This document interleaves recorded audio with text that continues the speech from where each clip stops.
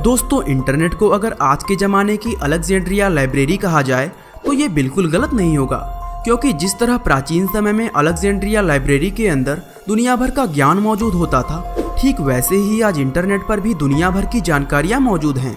आज के समय में इंटरनेट लोगों की ज़िंदगी का एक अहम हिस्सा बन चुका है। दोस्तों, आज के ज़माने में इंटरनेट को सुरक्षित बनाने के लिए काफ़ी काम किया जा रहा है, लेकिन फिर भी कुछ ऐसी चीज़ें हैं जिनसे इंटरनेट को हमेशा खतरा बना रहता है।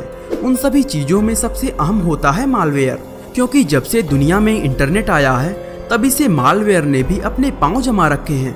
और आज की हमारी इस वीडियो में हम आपको साल 2017 में आए एक बेहद खतरनाक मालवेयर वानाक्राई के बारे में बताएंगे। तो चलिए दोस्तों, अब इस रोमांचक वीडियो को शुरू करते हैं। दोस्तों, सबसे पहले आपको बता दें कि मालवेयर भी एक प्रकार का सॉफ्टवेयर ही होता है जिसका काम कंप्यूटर सर्वर और कंप्यूटर नेटवर्क्स को डैमेज करना होता है। वैसे आपके जानकारी के लिए बता दें कि दुनिया का सबसे पहला मालवेयर 2 नवंबर 1988 को सामने आया था, जिसका नाम मॉरिस वार्म था। आज ये मालवेयर एक फ्लॉपी डिस्क में स्टोर करके एक म्यूजियम के अंदर रखा हुआ है। वैसे तो दुनिया के ज़्यादातर वायरस को किसी सिस्टम में घुसने के लिए सिस्टम ऑपरेटर की परमिशन की ज़रूरत होती है। आपने बहुत बार देखा होगा कि जब आप किसी अनजान वेबसाइट को ब्राउज करते हैं तो वो पूरी तरह ओपन होने के लिए आपसे तरह तरह की परमिशन मांगती है, और जब कोई व्यक्ति वो परमिशन दे देता है तो वायरस को सिस्टम में घुसने का पूरा मौका मिल जाता है। लेकिन दोस्तों, अगर हम बात करें वानाक्राई की, तो वो इस तरह के वायरस से बिल्कुल अलग था, क्योंकि उसको सिस्टम में घुसने के लिए किसी प्रकार की परमिशन की जरूरत नहीं पड़ती थी। वानाक्राई कुछ रहस्यमय ब्लैक हैट हैकर्स द्वारा बनाया गया एक क्रिप्टो वार्म था, जो पहली बार मई 2017 में सामने आया था। दरअसल दुनिया में अरबों लोग हर रोज इंटरनेट का इस्तेमाल करते हैं, और इन लोगों में करोड़ों लोग ऐसे होते हैं जो पुराने और आउटडेटेड सिस्टम का इस्तेमाल करते हैं। इन पुराने सिस्टम में ये कमी होती है कि इनका सिक्योरिटी सिस्टम समय के साथ अपडेट नहीं हो पाता, और हैकर्स के लिए इन्हें निशाना बनाना आसान हो जाता है। वानाक्राई बनाने वाले उन ब्लैक हैट हैकर्स ने इसी चीज का फायदा उठाया और उन्होंने एक ऐसा क्रिप्टो वार्म बनाया जो दुनिया में सबसे ज्यादा इस्तेमाल किए जाने वाले विंडोज ऑपरेटिंग सिस्टम को निशाना बनाता था। ये मालवेयर खास तौर से पुराने और आउटडेटिंग सिस्टम को टारगेट करता था। दोस्तों, ये वायरस ऐसे सिस्टम को ढूंढता था जिनमें ये आसानी से घुस सके, और जब इसको इसका टारगेट मिल जाता तो ये खुद ही बिना किसी परमिशन के उस सिस्टम में इंस्टॉल हो जाता था। और दोस्तों, अगर ये किसी सिस्टम में एक बार घुस गया तो समझो उसका काम खत्म, क्योंकि ये मालवेयर उस सिस्टम के अंदर मौजूद पूरे डेटा को विशेष रूप से इनक्रिप्ट करके उसको लॉक कर देता था। और यहीं से असली खेल शुरू होता था, क्योंकि जब यूजर अपने डेटा को एक्सेस करने का प्रयास करता तो सिस्टम लॉक होने की वजह से वो ऐसा नहीं कर पाता था। इस लॉक की चाबी यानी की देने के लिए वानाक्राई उस यूजर से $300 बिटकॉइन के रूप में मांगता था। इसीलिए इसको मालवेयर की जगह रैंसमवेयर का नाम भी दिया गया था। ये रैंसमवेयर उस व्यक्ति को कीमत चुकाने के लिए थोड़ा समय देता था, और यदि वो व्यक्ति समय पर पैसे नहीं देता तो फिरौती की रकम डबल हो जाती थी। इसके बाद अगर दूसरी बार भी वो व्यक्ति फिरौती की रकम नहीं चुका पाता तो ये खतरनाक रैंसमवेयर उस सिस्टम के सारे डेटा को हमेशा के लिए डिलीट कर देता था। लेकिन दोस्तों, असल में ये सिर्फ लोगों को बेवकूफ़ बनाने का एक तरीका था, क्योंकि फिरौती की रकम चुकाने के बाद भी लोग अपने डेटा को कभी हासिल नहीं कर पाते थे। अब चूंकि ये रैंसमवेयर बहुत तेजी से फैल रहा था, इसलिए इसको दुनिया भर में मशहूर होने में ज़्यादा समय नहीं लगा, और कुछ ही दिनों में 150 से ज़्यादा देशों में फैलकर ये उस समय का सबसे बड़ा साइबर थ्रेट बन गया। ये ना सिर्फ किसी व्यक्ति को पर्सनल रूप से नुकसान पहुंचा रहा था, बल्कि बड़े बड़े ऑर्गेनाइजेशन भी उसकी चपेट में आ रहे थे, जिनमें फेडेक्स, ड्यूस बैंक और निसान जैसे बड़े बड़े नाम भी शामिल थे।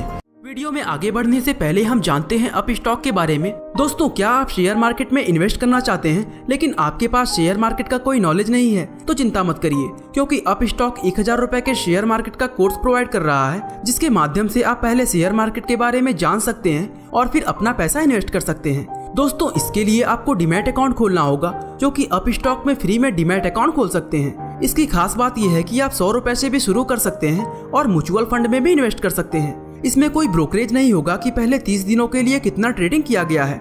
रतन टाटा भी इसमें इन्वेस्टर हैं, इसलिए ये काफी रिलायबल है।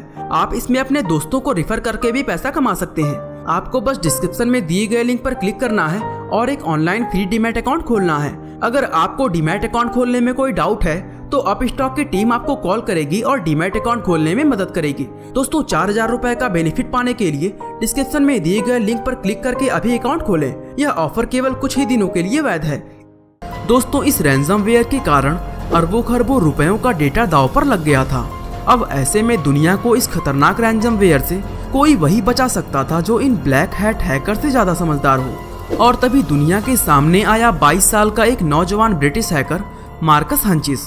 12 मई 2017 को जिस समय ये रैंसमवेयर फैला, उस समय मार्कस क्रिप्टोसलॉजिक नाम की एक साइबर सिक्योरिटी फर्म में काम करता था।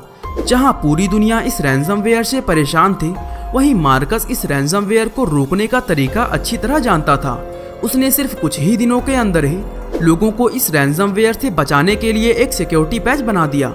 अब जहां एक तरफ लोग मार्कस को साइबर वर्ल्ड का हीरो मान रहे थे, वहीं दूसरी ओर कुछ लोगों के मन में ये सवाल भी उठ रहा था कि आखिर मार्कस ने इस रैंसमवेयर का तोड़ इतनी आसानी से कैसे ढूंढ निकाला। दोस्तों अब इस कहानी को समझने के लिए पहले हमें मार्कस के बारे में जानना होगा।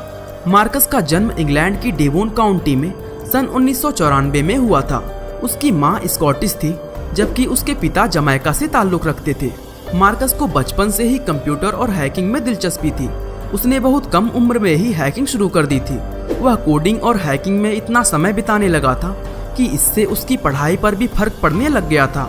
मार्कस ने अपने स्कूल के कंप्यूटर में एक ऐसा मालवेयर डाला था जो लोगों के पासवर्ड चुरा लेता था। स्कूल के प्रिंसिपल को जब मार्कस के इस शरारत का पता चला तो उन्होंने उसको उसी समय स्कूल से निकाल दिया। दोस्तों स्कूल से निकाले जाने के बाद मार्कस के ऊपर और भी ज्यादा उल्टा प्रभाव पड़ा, क्योंकि अब वो हैकिंग में और भी ज्यादा समय बिताने लगा और साथ ही ऐसे ऐसे फोरम से भी जुड़ने लगा जो मालवेयर बनाने का काम करते थे। असल में मार्कस की उम्र उस समय बहुत कम थी और उसको इस बात का कोई अंदाजा नहीं था कि जिन लोगों से वो जुड़ रहा है वो उसके लिए बहुत बड़ी मुसीबत बन सकते हैं। इन सब बातों से अनजान मार्कस नए नए हैकिंग फोरम से जुड़ता रहा और सिर्फ 15 साल की उम्र में ही उसने हैक फोरम नाम की एक ऑनलाइन फोरम ज्वाइन कर लिया। ये फोरम इतना हाई स्टैंडर्ड था कि इसको सिर्फ ज्वाइन करने के लिए लोगों को बॉटनेट बनाकर दिखाना पड़ता था।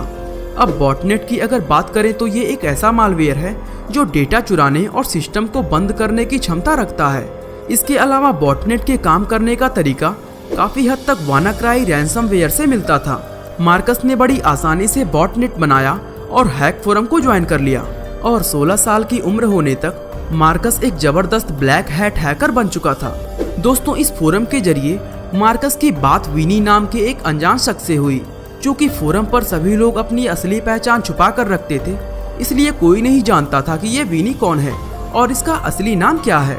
विनी ने मार्कस को एक जॉब ऑफर किया जिसमें वो मार्कस से हैकिंग टूल की एक किट बनवाना चाहता था।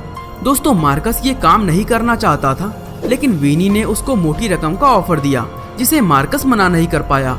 आखिरकार मार्कस ने वो किट बना दिया और विनी ने उसको पेमेंट भेज दी। दोस्तों मार्कस हैकिंग के इस जाल में घुस तो गया था, लेकिन उसको इस बात का कोई अंदाजा नहीं था कि इससे निकलना उसके लिए कितना मुश्किल हो सकता है।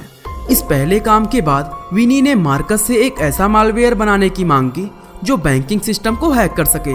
इस मामले की गंभीरता को समझते हुए मार्कस ने ये काम करने से साफ इनकार कर दिया। लेकिन दोस्तों ऐसा होने पर विनी ने उसको ब्लैकमेल करना शुरू कर दिया। विनी ने मार्कस को धमकी दी कि वह उसकी असली पहचान जानता है और अगर उसने ये काम नहीं किया तो वह उसकी आइडेंटिटी पुलिस को दे देगा। चूँकि मार्कस अभी मैच्योर नहीं था, इसलिए वो विनी की धमकी से बुरी तरह डर गया और उसने क्रोनोस नाम का एक ऐसा मालवेयर बनाया जिससे पूरे बैंकिंग सिस्टम को हैक किया जा सकता था।